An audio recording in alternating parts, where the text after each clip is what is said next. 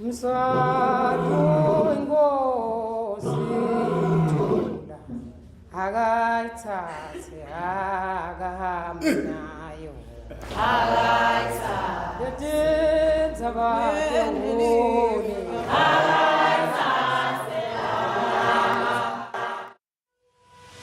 Make better money choices.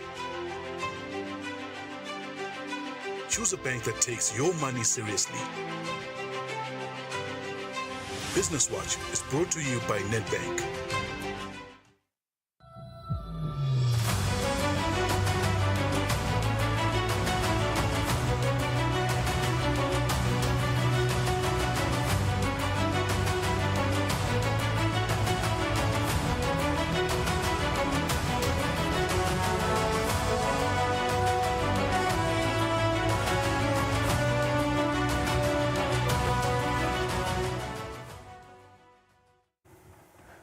A very good afternoon to you. It's 2 p.m. Central African Time. Thank you for joining us here on Nedbank Business Watch. My name is Sifiso Ngumalo and I'm with Lungalele Makakula.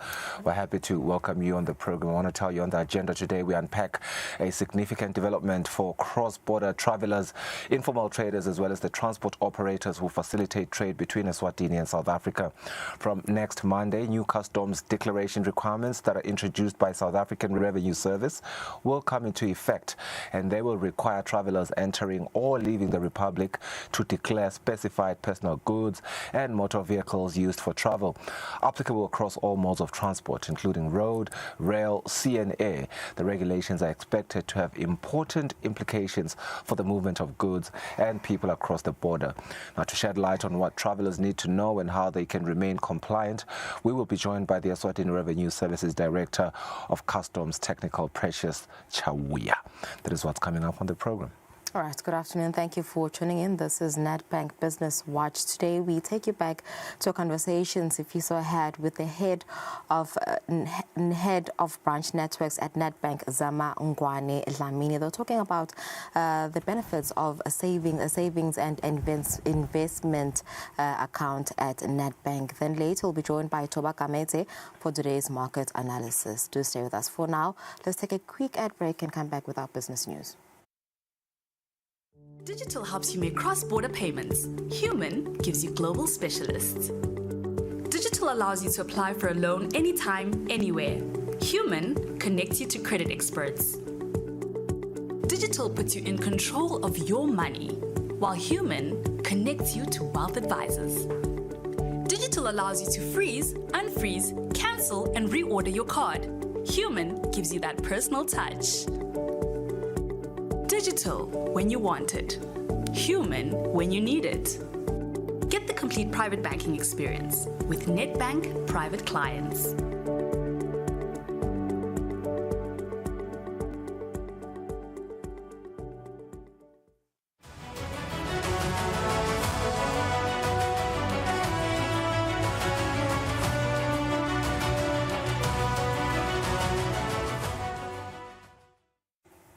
Welcome back. You tuned into Nedbank Business Watch, and now for our business news. For our first story, we take you to the Ministry of Commerce, Industry and Trade that is working on establishing a leather tannery, and that is an effort to help local leather businesses enhance their operations. Promotional Officer Sibongi Nkosi Mavuso from the Small and Medium Enterprise Development speaks more on this development. Ngawukhumbuta ke sive ukuthi lesikwendako si implementa I leather value chain strategy leqale 2016 2026. So lesikwendile ke kule strategy siyasho lokuthi kufuneka sifundzise bosomabhizinisi ngeke usebenzisa sikhumba. Siyathi ke ku7 currently sikhumba lesikhona siyahlaba inkomo sisilahle ngaphandle. Kani ke sinawe ama artisans laba kulomkhicido welether bathenga lesikhumba eSouth Africa lokwenda ukuthi lama products abo adule. Lesikwendile ke ngekuchazwa ngicommerce sikhonile loku implementa le strategy lesho ukuthi siyabafundisa labo somabhizinisi ngekuthi bakhone kwenda umkhicido ngekuthi ke bakhone ke kushuka ke kancane esikhumba kuma cottage nje bende lokuncane singalahlwa ngaphandle sibese ke silokwendekile sajoyinwa iInternational Trade Center ngu-ITC lapho khona a implementa i-livestock value chain program naye ke wasita wasichaza ukuthi sikhona ukuchubeka sibafundise ikakhulu kuloku kwekushuka ngoba siyade ukuthi isikhumba siyasilahla lesikwendako kenyalo currently sifuna kwenda i-factory yekwakha sikhumba lokuthiwa yi-leather tannery ngoba currently vele labo somabhizinisi laba kukhicita lama-products basicupha e-South Africa lokwenda ukuthi lama-products abo siyabona even ama-products aka-leather adurile so nyalo-ke ITC uyasichasa lokuthi sikhona kwenda le tannery nje sinetingcoco nabo potential investors lofaka ekhathi bo-NIDC ukuthi singenda kanjani ukuze sithole investor lotawukhona ukuthi asakhele i-tannery eve. All right, and that's it for our business news. It's 5 minutes after 2. The show continues after the break.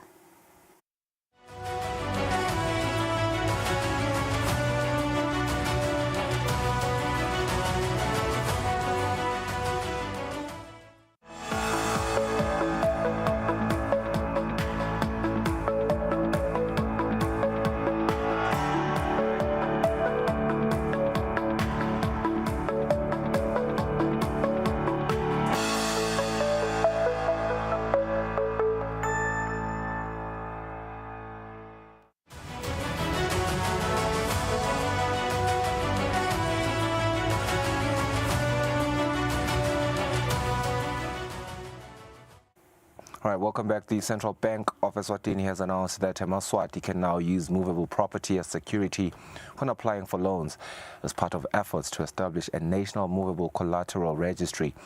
How important is this development, especially for local businesses? Sanil Sbia, our economist, joins us now to unpack exactly that. A very good afternoon to you, Mr. Sbia. Just how important is this development for our small and medium enterprises? Good afternoon, Mr. Ngumalo. So this is a very crucial moment for our smaller business enterprises and those micro enterprises because, as you will know, these are entities that mostly would not have the collateral requirements at the bank in terms of immovable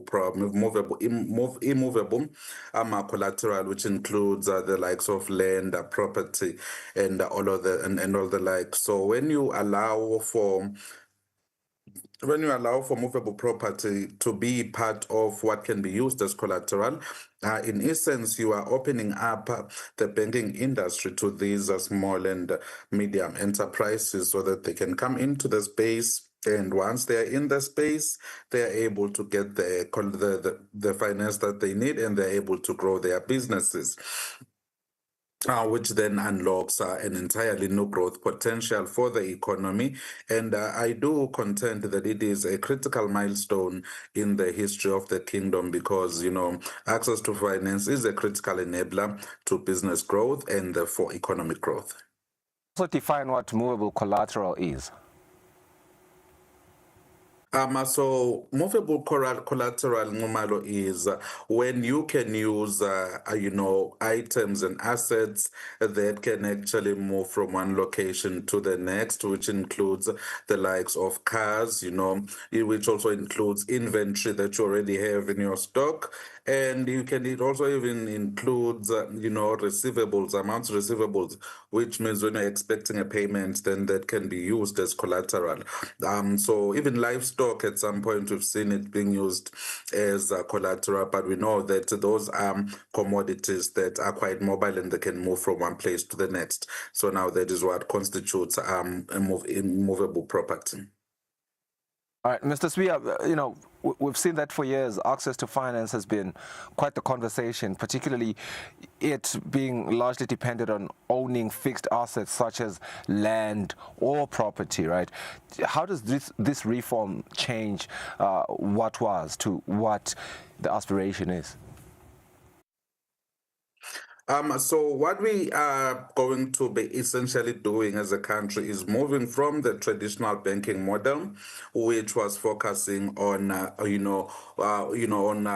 on immovable assets as collateral, and then just opening up the space to allowing movable property to be that collateral. So now that is the major change that this will introduce to the economy, so that you make it easy for people, even the unemployed, you find they have some sort of asset that can be used as collateral, so that they could get a loan and then improve their standard of living.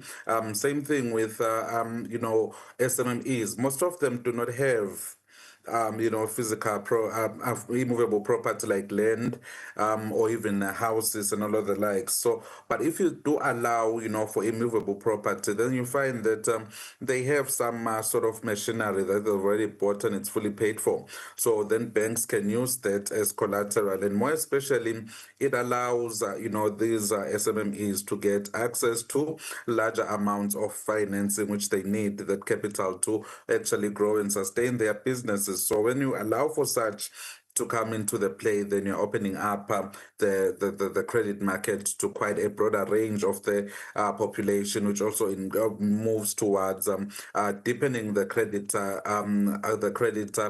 sector of the economy, and then also deepening financial inclusion, because it's not only going to be concentrated on SMMEs, but then it's also going to go towards, those people who have probably inherited wealth in one form or the next, and then they can use that wealth or that movable property to be as collateral to improve their standard of living. So basically, we are just increasing the depth of credit into the economy, and once you see that fuel injection into injection into the economy of credit, then you are going to be just speeding up the velocity of money, speeding up the velocity of capital, which can then be utilized to grow the economy and sustain small and medium enterprises, which most cases, find that financial constraints are the main barrier to growth and, to development of the sector. So it also just helps the country to move towards, formalization of informal sector, because there is some level of assets that those informal sector participants will have, but in most cases during the traditional banking model, there is only just property and housing that can, and houses that can, land and houses that are usually considered, but now you are just opening up the fray, and you are increasing the number of people who can actually get access to credit. I think it's safe for us to worth mentioning, and it's very safe for us to mention that the central bank is still working on this very registry, and everything shall be implemented as soon as they are done. I want to ask you though, what type of assets can realistically be used as collateral under this framework, and perhaps how valuable those assets will be in terms of unlocking credit? So, in terms of the assets, Mr. Ngumalo, I think for me, it is not about the asset, but it is more about the innovative banking modality that is going to come from that. Because we know that most movable assets actually do depreciate over time. So that has to be factored into the calculus of how much we are then going to get, unlike immovable assets, which tend to appreciate. So there is a bit of a non-scope there. So we're looking at the likes of cars. We're looking at even at some point livestock, then we are also looking at machinery, and I've already stated the issue of finance receivable. And then also imagine a trucking business that already has a truck that is working, and they want to expand and get another truck. So now you can use the first truck as collateral, then you get the money to then delve into the second truck, and therefore just expanding your business as an entrepreneur. Could this initiative encourage greater entrepreneurship, particularly among young people and women who may have viable businesses, but perhaps not really have the traditional assets? They have limited traditional assets.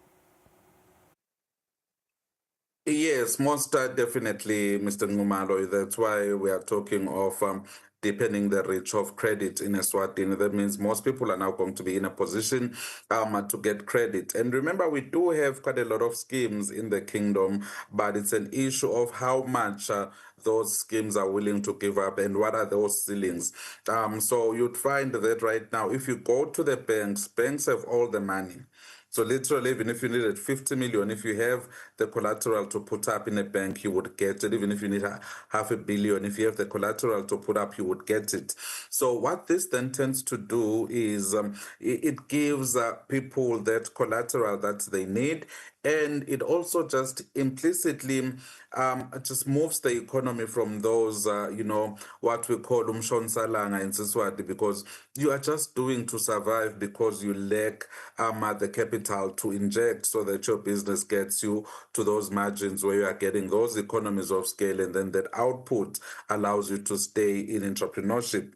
So most definitely we are going to see a shift towards entrepreneurship, because people are going to have access to this capital through these movable assets, and then they are going to do businesses that are at some point going to pay them a significant amount. At some point in my past life, I worked for one such scheme where when you talked to a lot of the young people whom we were supporting, most of the issues were, soon as a job that comes up that can just pay them 4,000, they leave. Soon as they get a job that's going to pay them 1.5, they leave, because the seed capital that they were being given at that point in time was relatively low, and it wasn't producing the returns that would just induce a person to stay in business. Remember, when you are in business, Mr. Nxumalo, you want to make your costs, you should get them back, and then you need to have a what we call a markup, which would take up and absorb even the opportunity cost, which is the best alternative foregone, so that you can stay in that business. But otherwise, if the access to capital that you have does not allow you to also pay for that alternative that you are going to be foregoing, so immediately as you get that potential, then you are going to leave. And I think we've seen this quite a lot, more especially with young people. They would start a lot of these agricultural ventures, and we know that agriculture is potential, Mr. Nxumalo. Agriculture has potential to produce multimillionaires, but because they're at this very micro level where it is mostly about survival, and that's what we find in terms of the informal sector, that it's mostly about survival. But if you could give access to capital, and you already have the skill, this person has already run this business, so if you give this capital, then you are actually just improving the sustainability, and then also you are improving the length of stay in business. So once you get to do that, you are going to see a growth in that entrepreneurial space, because then you would be funding people at an adequate level, so that the opportunity cost is actually covered in the margins and the profits that they'd be getting. So we do expect to see that shift. And if you look at the studies coming out of Eswatini, one of the main constraints for SMMEs, informal sector, and those businesses that are just operating from home, 80% of them would always cite, if you take up any study right now and you look at it, 80% will always cite access to finance as one of the major stumbling blocks that is actually stopping and delaying their progress. So once you can get to do that, eventually you are going to, once you can give access to finance, then you are actually encouraging people to go into business and stay in business. Beyond increasing access to loans, what kind of broader economic impact could this have? What kind of broader impact to economic activity could this have, but also to job creation as well? Yeah, so what we have to look at is the multiplier effect.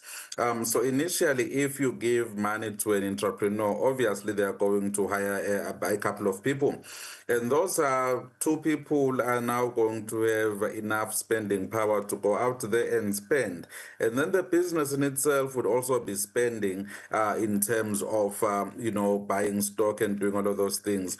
So that spending power tends to translate through the entire economy, and you would actually, in a way, it boosts what we call aggregate demand, where there is that demand coming from firms and that demand coming from the employees, and then overall you find that the economy grows, because the retailers are also going to benefit. All of those sectors that these entrepreneurs are going to be using, they're also going to benefit. So we are going to see that multiplier effect throughout the economy. So in essence, we know that once you unlock credit, the the economy tends to grow, Mr. Nxumalo, because there is more spending power, there is more money in the economy that can be spent, and then people just it tends to grow the economy through the demand side. And then also, what we are looking at doing, Mr. Nxumalo, here is strengthening our supply response and our supply chains as a country. No, it's going to allow a bit of innovation because, once you have a bit of collateral,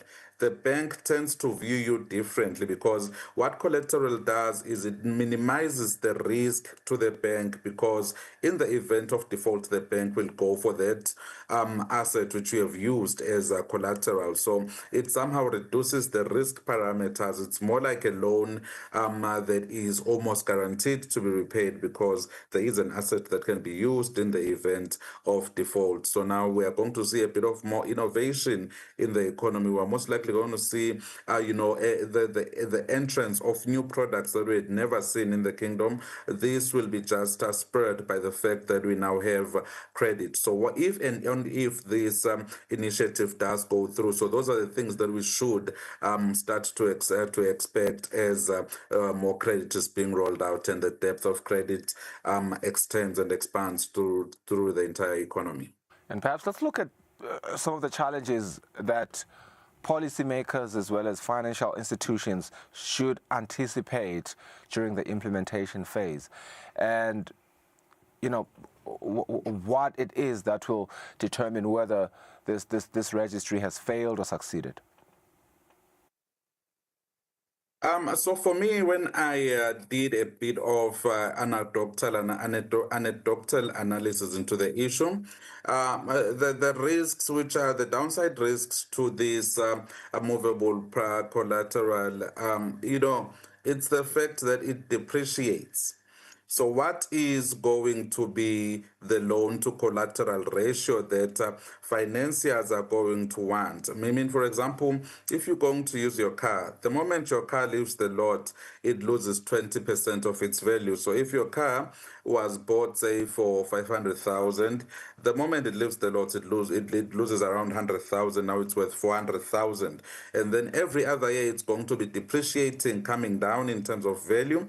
And once that happens, what you're going to see is, if you do not do the loan to collateral ratio adequately, if you don't invest enough time as a bank or financier to that loan to asset ratio, then you are going to find yourselves at that loss position, because the risk parameters are always moving, unlike with immovable property, which tends to appreciate over time. So you somehow insulated from that risk. And then also with movable property, again, making an example of a car, I could use my car as collateral there.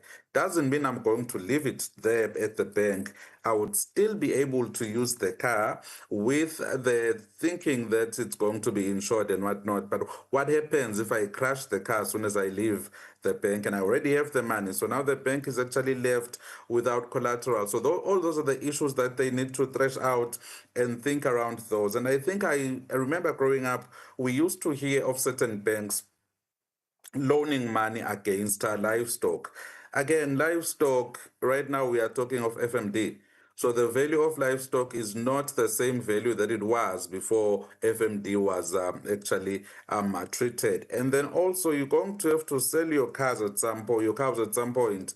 What happens if you sell the cows and do not replace them? So the value is always fluctuating. So we need to find that appropriate threshold where you can just say, this I can use as collateral, but taking into account depreciation and all of these other things, maybe let me just give you this much as a bank, so that even when your property is depreciated beyond book value, I can still get the value of the money that I have given you. So now those are the downside risks with utilizing movable property, because it tends to always depreciate. And even with insurance, you are not actually guaranteed that you will always get the money, you will always get the value that you need. You will always even exceed the value of the loan that you have given. I mean, if you've ever looked at and talked to people who have actually bought cars utilizing loans, and then the car just gets damaged probably within 6 months or 3 months, whatever amount insurance is going to pay out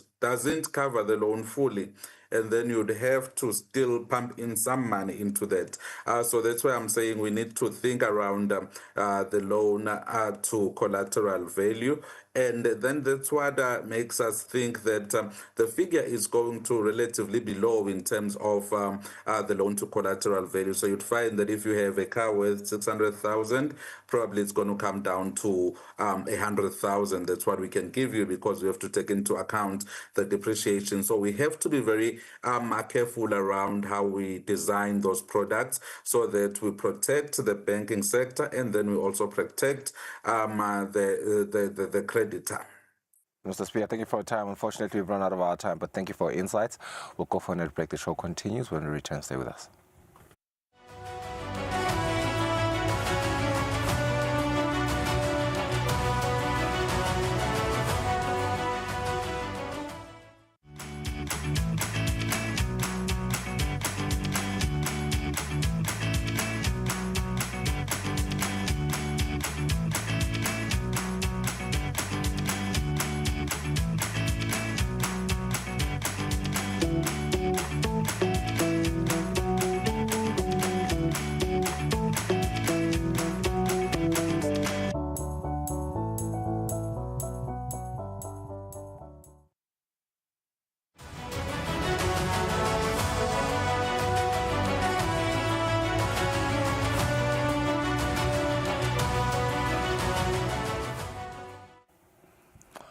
All right, welcome back. The Eswatini Revenue Service says informal traders and kumbis that transport informal traders to South Africa are affected by the new South African Revenue Service requirements for travelers entering or leaving South Africa. This is going to include the declaration of personal goods and motor vehicles used for travel. Eswatini Revenue Service's Precious Chawuya, the Director of Customs Technical, unpacks some of the personal goods that need to be declared. The regulations will take effect from next Monday, and this applies to all travelers entering or leaving the Republic, either by road, train, ship, or air. We know that we have operators of public transport who provide a service in terms of public transport for various passengers. So let's deal with, firstly, the driver. The driver has to declare and use the platform to also indicate that they are carrying passengers. So they will declare even that kumbi or taxi that they are driving. And then the passengers now who are in that kumbi, if maybe they went to South Africa for purposes of buying certain items, they are supposed to also then make their own declaration there, indicating the goods that they bought.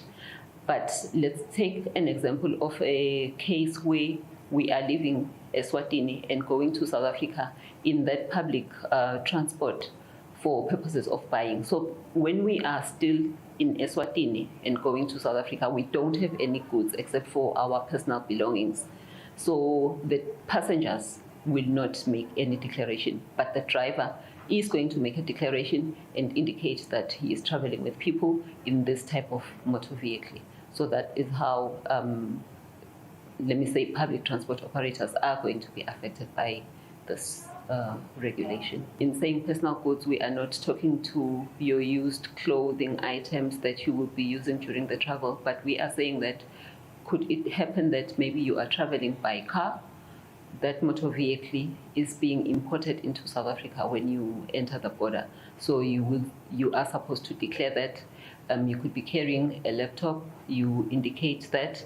You could be carrying items that you bought, maybe you are visiting your relatives, so those items need to be declared. Those are the personal goods that we are referring to, and you remember, you declare while you are still on the way to the border to avoid delays and queues at the border. SARS has made the process simpler because they've availed an online portal or platform through which travelers can declare. You just go to the SARS website, which is www.sars.gov in South Africa. So you go there, you find the customs page, and inside the customs page, there is a link that takes you to the traveler management system, which is where you then load your declaration, indicate your passport number, and then the particulars of the travel and the motor vehicle that you are bringing with you into South Africa. The same thing also when you leave. Remember also, this is for all travelers. So we know that there's different modes of travel into South Africa. For us in Eswatini, there's also air mode. So even if you are going to be entering or leaving the country through the airport, you do submit the traveler declaration as long as you are carrying goods with you other than your used clothing items. Those are the goods that are targeted for the declaration. But then there are different other modes. There's train, which in the event that we do have passenger trains going into South Africa, you would still be able to submit your declaration for purposes of that clearance. Cell phones are not necessarily regarded as goods to be declared in this sense, as long as it's not an item that you bought when you were in South Africa. So if you bought a cell phone from South Africa and you're coming with it into Eswatini, submit that as part of the declaration of goods.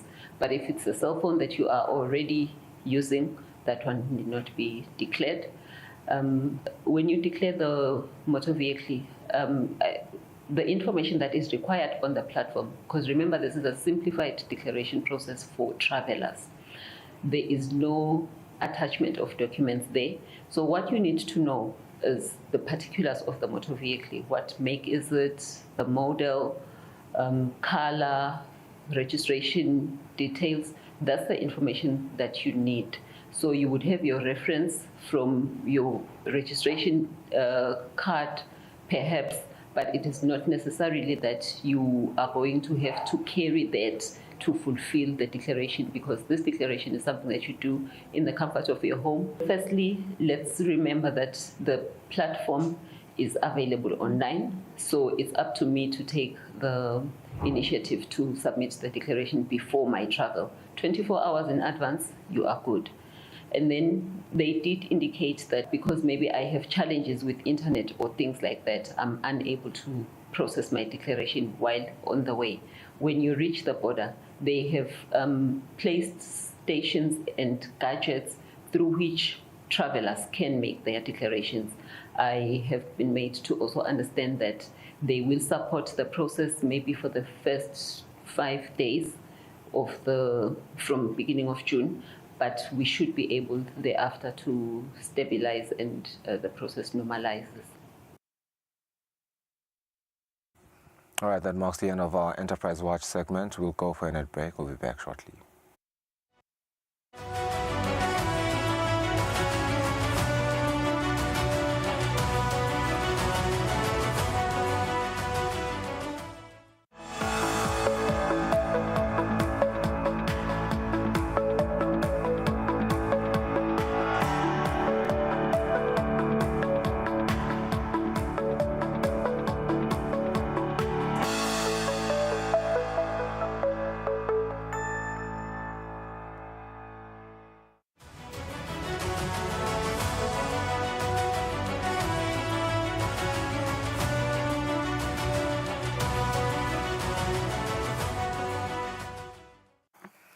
Welcome back. You're still watching Nedbank Business Watch. Thank you so much for staying with us. Our conversation today with Head of Branch Networks from Nedbank Eswatini, Zamangwane, is centered around investing, which is one of the very essential topics, but very overlooked in most cases. And a modern poet, which is a rapper, has said before that scared money doesn't make money. So you do want to invest your money. So let's demystify the myths around investing and make you motivated to invest whatever it is that you are saving on the side. Zamangwane, thank you so much for joining us on the program. Perhaps I want us to start here. Nedbank loves to interact with customers across different income levels, right? Are you seeing a shift in how the ordinary Liswati or how the ordinary Emaswati view investing in particular? Good afternoon, Mnguni. Thanks for having me. I think your quote just is running through my mind. Yes, we are seeing a shift in how Emaswati view money. In fact, we really appreciate that the conversations are happening. The conversations must happen. I think money is relatively tight for all of us, and as Nedbank, we believe that we are the financial experts. So we always want to help customers and consumers understand how to manage their money better, and also how to grow their money.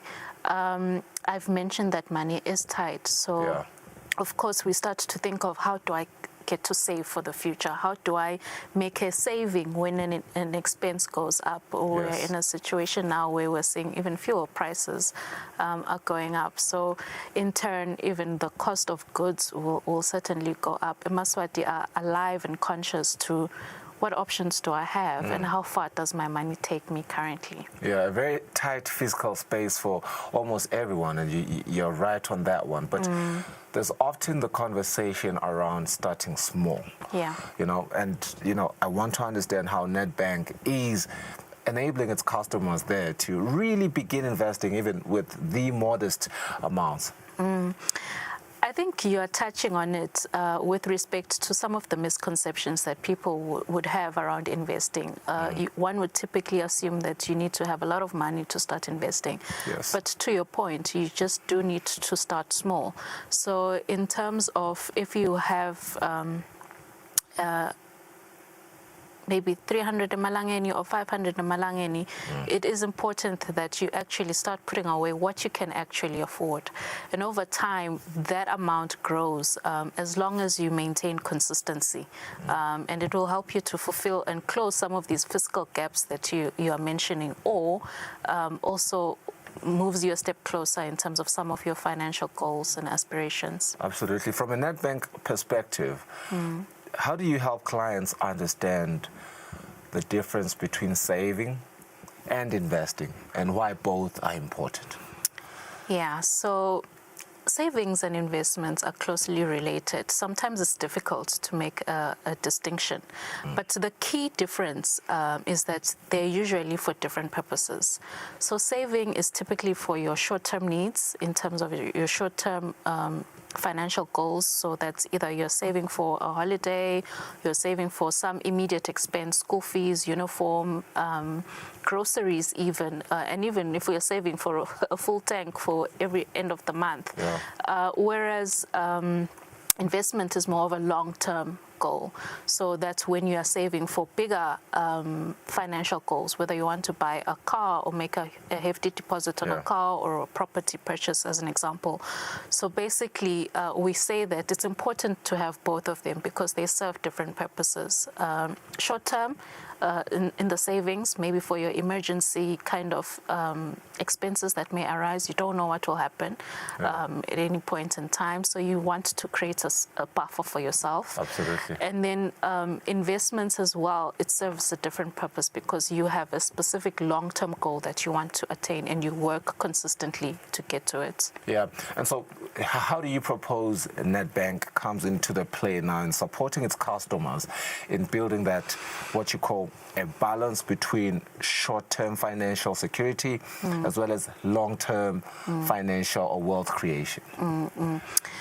I think it's important to have conversations with yourself that are honest with respect to how you want to, what you want to attain. Is it wealth creation that you want to attain? And then, or is it an immediate cushion like we've spoken to? And what are you actually saving or investing for? So in terms of what we present as the bank is basically options that fit different risk appetites. Our risk appetites may not be the same between Zama and Sfiso. Yes. Our goals may also not be the same with respect to what we are saving for and how long we want to save for.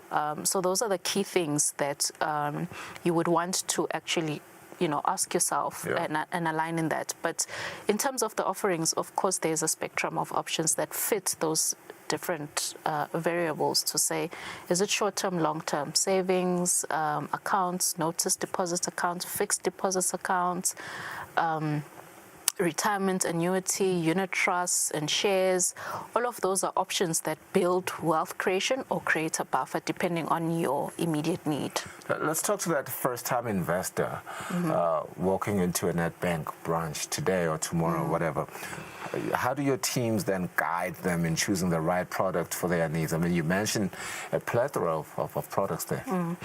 So I believe that your need is actually what helps us to determine. Remember, I did say that we are financial experts, and we also want to help you create your financial risk. Yeah. But underpinning that, the initial guidance would be to say, start simple, with as minimal or as low a risk as possible. So these options can include, fixing your money for a fixed term, which means putting away the money and knowing that you're earning an interest. You're earning interest or compounded interest over a period of time. Or a notice deposit account. That's more medium term to say, I'm going to put away funds for a certain period of time and I'll give the bank notice when I want those. But those funds, whilst they're placed there, are actually earning you a return as opposed to sitting in your purse or under a mattress. Absolutely. Yeah. There's often a conversation around time and discipline. And that's very key in investing, right? That's what you say. Yeah. How would you say Nedbank then encourages and supports a culture of consistent investing among its clients? I would say that you mentioned the element of time, and probably time is the best indicator and probably the most powerful tool to have. Time is always of the essence, and we always say start early and start consistently. Because the benefit of investing is that you earn the interest, and when you earn, you then start to earn compound interest. Yes. So what that means is that you earn interest on the fixed amount that you've invested, and then you earn interest on the interest that it's earned as well. So if someone starts saving at 20 years old, over time, even if they are saving smaller amounts vis-a-vis someone who might start saving or investing at the age of 40 as an example, but they're putting in larger sums, you would find that the one who started much earlier with the smaller amounts is actually making more based off of the time elements because their interest has compounded significantly. So that is where then the time element comes in to say you start to grow your wealth more. And the consistency ensures that this wealth is actually growing consistently as well. Yeah. So while you speak to the 20-year-old. I love the example. You're making an example of a 20-year-old and a 40-year-old, and you break down how compound interest can be life saving for both of them, but particularly for the one who started early. And it just makes me wonder, because we often hear people who get into employment early say, I want to enjoy my money first. And, do you want to talk to that person, that young person right now? I do want to talk to that young person. I mean, just last month we were coming from the Global Money Week where we raised awareness on this. I do want to talk to the young person because there's not a right time, if I may say. The only right time is now or immediately when you come to that realization. Though I made the example of the 40-year-old, it doesn't mean that we can't start today. And also, it doesn't mean that you have to start investing with a large sum of money, or I can't afford it, or I'm just not the investing type, etc., whatever you may tell yourself. Yeah. But I would say, yes, start small. If you want to enjoy your money and you're enjoying your money as the 20-year-old, then surely you want to enjoy your money for a longer period. Absolutely. So you want to create a fund for your enjoyment.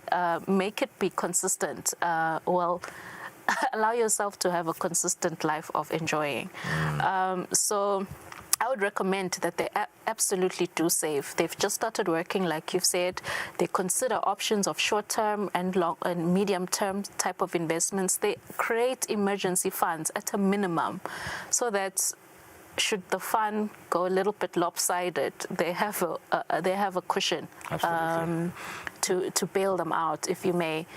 So I would recommend that they just maintain the consistency. There are various options in the market, and there are various options that are sold by banks and financial institutions that would fit that profile of a customer. So it's all about, once again, determining your needs. What does that 20-year-old want in 3 years, 5 years, 10 years? Or what do they want in 6 months or a year? That's part of this enjoyment phase. Absolutely. So I take it that next to time, the next critical thing is discipline. Correct. Because that then informs the consistency, and the consistency is essential, as you put it, right? But from your experience, what would you say are some of the most common mistakes that your customers make? And then how does Nedbank come into the play now to make sure that these people avoid these pitfalls? Yeah, I think we've just touched on some of these. Common mistakes. It's the voices in your head to say, actually, I don't make enough money. I'll start investing when I make more money, or I'll start next year. And we're having a conversation at an apt time. It's Q2. Let's review our, what do they call them? Goals. Yes. What are the goals that you've put in for the year? Let's take stock. Am I still on track? Am I still doing what I wanted to do? Are my financial aspirations still in order? And it's okay to start over. So do start over, and any time is appropriate time. But also, I do want to stress that the longer you have or listen to these voices or delay, then you lose the element of time that we've just spoken to. Yeah. Which means that the value or the creation and wealth that you're trying to build or create is also slightly impacted. But that's not to say that you can't build the consistency and add additional income into your savings and investments. Absolutely. But those are the common mistakes that we find. We also find that people may not understand the risks associated with some investment options. So I would also encourage customers to do their due diligence, to research, to find out what works for them, to understand how the products work for them. I mean, we see a lot of cases of bofaqata, as an example, where you know, something seems too good to be true. Invest 300 and we will triple your money in 2 weeks. Just, come on now. Yeah. So those kinds of examples should be red flags and triggers of going off. So you have to be sure that you understand the risks. You have to be sure that you are comfortable with the risk you're taking in terms of the appetite. When will you get your returns? How long will your money sit there? And do you understand what potential risk there could be there with respect to the interest that you earn and the like? Yeah. Absolutely. So I take it quarterly reviews, if you will, of your goals, very, very essential. But also being realistic about your goals and ambitions, very essential as well. Imposter syndrome, that time that is delayed, you're saying it's not denied, but it's very important to know how to have that conversation with yourself. And I think if you're able to, vet those mistakes and make an informed decisions, then you'll be good. I want to give you just one last opportunity to speak on whatever I may have forgotten to ask you about, because we're done with this conversation. Yeah, I think I want to reiterate the 3 things that we spoke about with respect to choosing your investments. Reevaluate what's your financial goal. That's the first one. So you must make sure that you determine what is your goal. Also, how long are you willing to put your money aside for? So is it short term? Are we saving for emergency, or are we saving for a long-term goal? And then how much flexibility do you need? Will you need the money immediately, now, or how would you want to access your funds? And how would you want to contribute to your funds? So those are the 3 main things that I would highlight in terms of the selection or the choosing of investment options, and then the consistency. keep in mind the consistency, the diligence, the discipline that we've spoken about. It doesn't help. Your quote is talking about risk to some extent, but also we see a note that, you know, you'll put away some money in a savings pot or whatever the case may be, but when you feel like, I'm really broke and it's a week before payday, so you start to tap into that, and that sort of erodes the discipline, because part of the discipline is invest, tuck the money away, but also learn to live within what is then remaining. That's why we encourage that you save what is affordable to your pockets.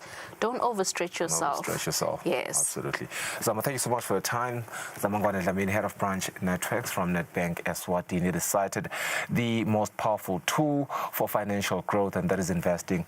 And there you have the conversation. You can make an informed decision as you invest, whatever it is that you can invest. Very important. Let's go for a net break. The show continues when we return.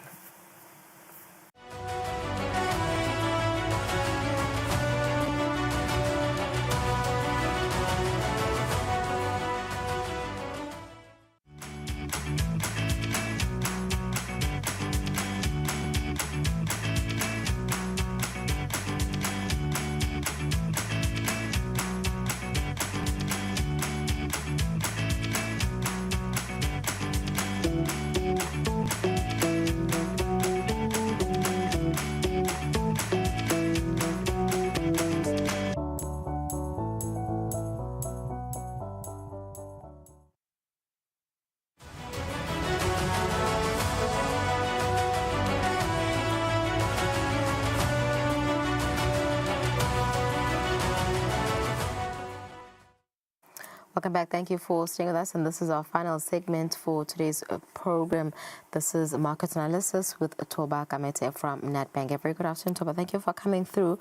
Let's quickly get into our markets today. What is happening in the world of markets, starting off with currencies this afternoon?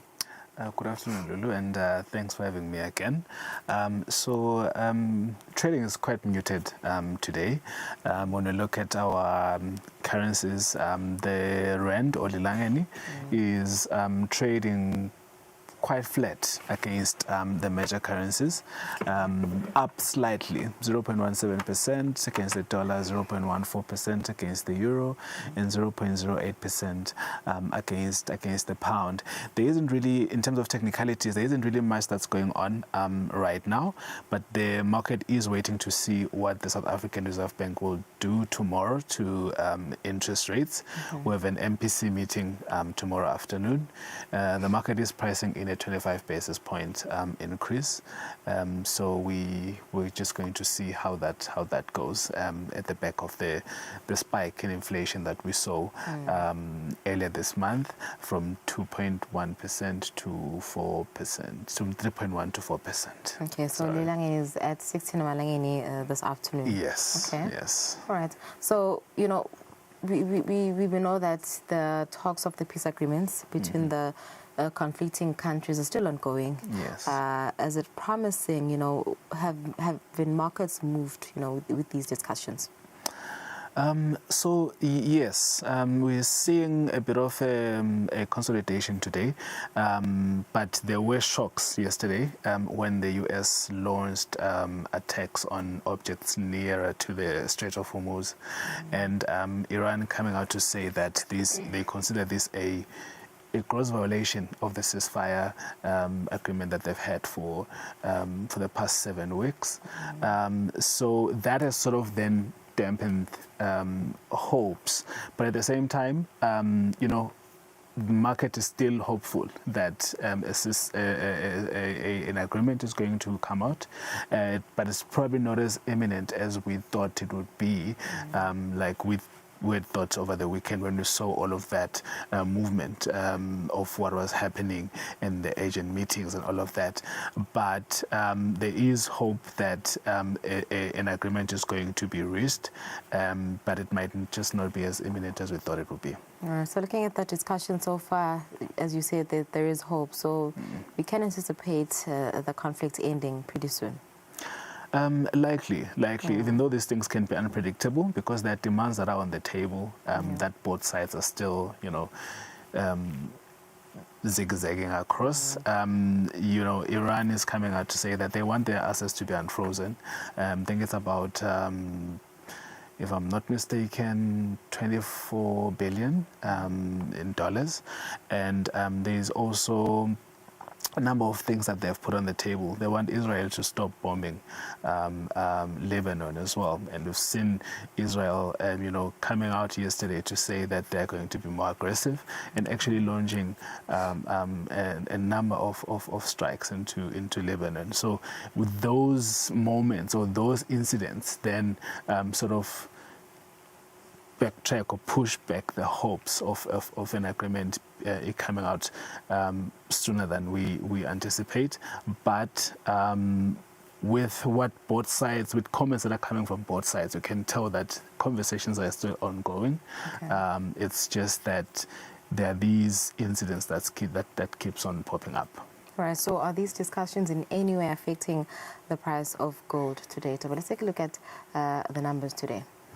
All right, yes, so we've seen gold actually lose a bit of value today at 4,452, down 1.22%. So this is at the back of the incident that happened yesterday where the US bombed or attacked objects near the Gulf. This then, to the market means that if such continues, then inflation is likely going to be higher for longer. And then that means that rates are also then going to be kept higher for longer to try and control the inflation. So in times of higher rates, then gold tends to take a back seat. So that has knocked a couple of dollars off the price of gold. And then Brent crude, it's trading also lower, 3.43% today at $103 per barrel. That is, just the hopes from the market or positive sentiment that a deal is going to be reached and the strait is also going to be opened. We've seen a number of shipments of vessels moving over the passage of countries that are or have good relations with Iran. So, that was signaling that there is hope that, an agreement is going to be reached and the passage is going to be opened for all the vessels that used to pass through that. Right, so with equities today, what data has been shared? So equities are in the green in terms of the S&P 500 and the FTSE. At $7.5 that is 0.61% up, and the FTSE at 10.5 thousand pounds, up 0.23%. This is at the back of good performance reporting for the first quarter, and also we've seen AI companies and chip makers doing quite well in recent times, with their share prices increasing quite significantly. That is added to the performance that we're seeing in terms of equities. But it also just speaks to just risk sentiment in the market, that investors are seeing that a peace agreement is in the cards, so there is room to be a little bit riskier in terms of where they place their money. Okay, so lastly, Toba, in just a minute, can we expect any data to be released this week in South Africa and the US? Yes, so tomorrow we have the MPC meeting. So we expect the governor to announce their rate decision for the month of May. The market is expecting a 25% basis point increase, but we'll wait to see how that goes. And then we could also have a number of data coming out of the US. We have personal consumer expenditure coming out tomorrow as well, which is the Fed's preferred gauge of inflation, to see how inflation is likely going to trail, which will then influence their decision in the next coming MPC meeting. All right, thank you, Tabo. Thank you for coming through. Well, there you have it. We've come to the end of our episode. Thank you for tuning in. You were watching Nedbank Business Watch. Why not? You can still watch this episode if you've missed it on our YouTube page, Eswatini TV. But for more details on the savings and investment accounts, do visit any Nedbank branch countrywide. We'll see you next week, Wednesday. Have a good day. Digital helps you make cross-border payments. Human gives you global specialists. Digital allows you to apply for a loan anytime, anywhere. Human connects you to credit experts. Digital puts you in control of your money, while human connects you to wealth advisors. Digital allows you to freeze, unfreeze, cancel, and reorder your card. Human gives you that personal touch. Digital when you want it. Human when you need it. Get the complete private banking experience with Nedbank Private Clients.